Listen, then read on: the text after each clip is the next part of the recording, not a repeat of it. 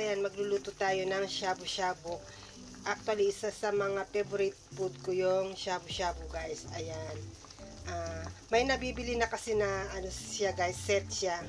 Ayan, so, ready to cook na siya, guys. Kompleto na yung gulay. Ang bibilin mo na lang yung, yung beef. Ayan, so, mag-isa lang akong kakain, guys. Kaya, hindi ko nilagay lahat yung gulay. So, kumukulo na siya, guys. Pwede na natin ilagay yung ating beef. Ayan, yummy! Ayan, meron din siyang, yung noodles. Pero, hindi ko na ilalagay ito, guys. Hindi ko na siya ilalagay. Yung beef lang ang ilalagay ko, guys. Ayan.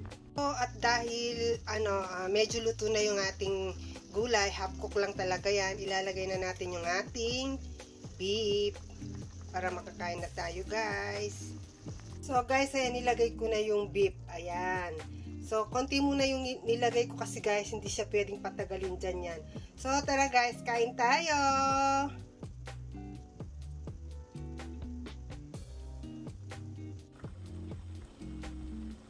So, guys, ayan, medyo luto na yung ating beef. So, pwede na natin kainin yan, guys. So, tara, guys, kain tayo.